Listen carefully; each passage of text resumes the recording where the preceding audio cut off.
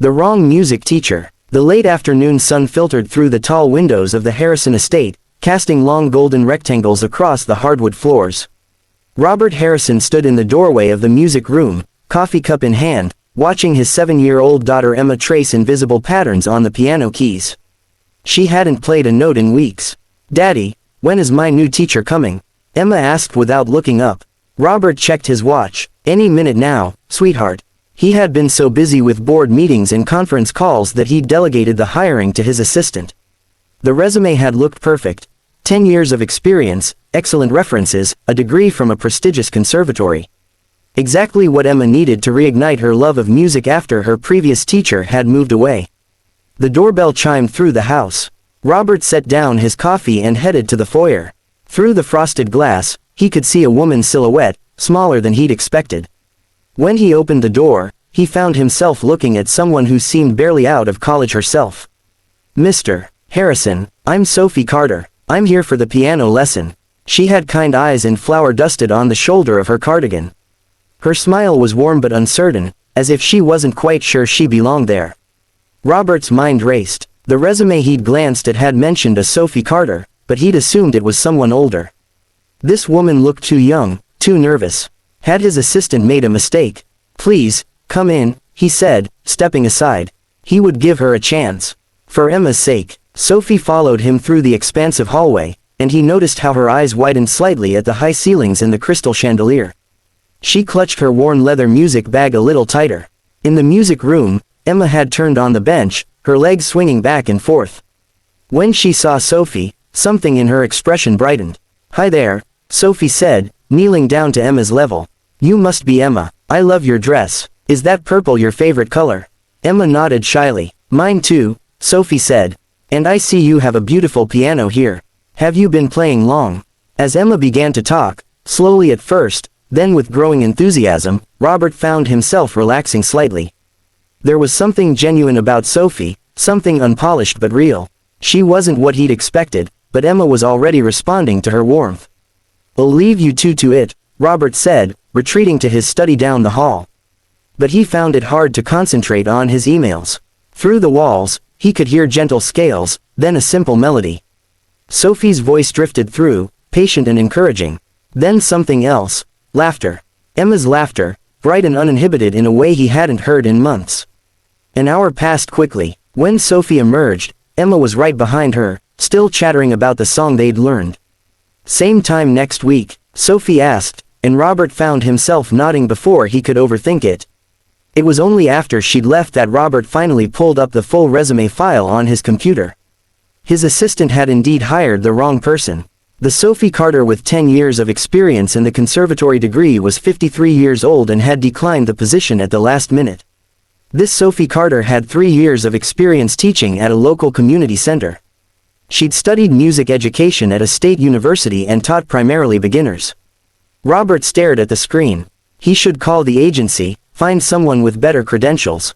But Emma was humming in the next room, actually humming, her fingers dancing across the dinner table as if playing invisible keys. The weeks that followed brought an unexpected rhythm to the house. Every Wednesday at 4 o'clock, Sophie arrived with her leather bag and her quiet smile. Sometimes she had paint under her fingernails. Once, she had glitter in her hair. She always apologized, explaining in a rush that she'd been helping with an art project or baking cupcakes. It took Robert longer than it should have to put the pieces together. One Wednesday, Sophie arrived 15 minutes late, flustered and apologetic.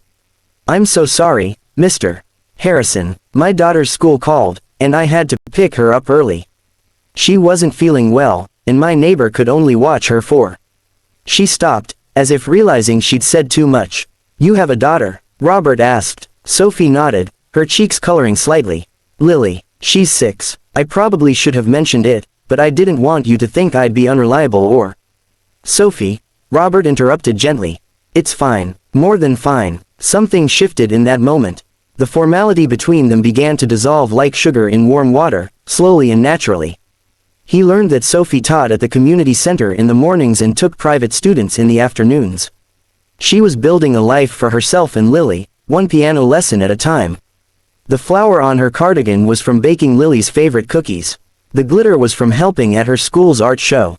She was doing alone what Robert struggled to do with a household staff and unlimited resources. She was being present. Would Lily like to come to the next lesson? Robert found himself asking. Emma's been wanting a friend to play with. Sophie's eyes widened. Are you sure? I'm sure. The following Wednesday, two blonde heads bent over the piano keys instead of one. Lily was smaller than Emma, quieter, but when Sophie played a duet with Emma, Lily watched with such rapt attention that Robert felt something tighten in his chest. After the lesson, the girls played in the garden while Sophie and Robert sat on the patio, watching them chase butterflies between the rose bushes. I should probably tell you something, Robert said. You weren't the person I meant to hire. Sophie turned to him, confusion crossing her face. He explained about the mix-up, about the other Sophie Carter with more impressive credentials. I kept meaning to address it, to find someone more experienced. But Emma loves you. She's playing again, really playing. And I realized that's what matters. Sophie was quiet for a long moment, watching the girls. I wondered why you'd chosen me, she admitted. My resume isn't exactly Harvard material. No, Robert agreed, but you show up with flower on your shoulder and patience in your voice. You laugh with her. You see her, not just as a student to instruct, but as a person to connect with. That's worth more than any credential. Sophie's eyes glistened slightly. Thank you, she whispered. They sat in comfortable silence as the afternoon stretched toward evening. The girls' laughter floated across the garden like music, mingling with birdsong and the rustle of leaves. Robert had spent years building his company, making strategic decisions, hiring the best people for every position. He'd approached fatherhood the same way, trying to provide Emma with the best of everything, the best schools, the best tutors, the best opportunities. But sometimes the best choice wasn't the most obvious one. Sometimes the wrong person turned out to be exactly right. Same time next week, Sophie asked as they gathered their things to leave. Robert smiled, watching Emma hug Lily goodbye. How about twice a week? And maybe you both could stay for dinner sometime. Sophie's answering smile was like the sun breaking through clouds. We'd like that very much. As they walked to the door, Emma slipped her hand into Lily's, already making plans for next time. And Robert realized that in hiring the wrong music teacher, he'd found something his daughter needed even more than piano lessons.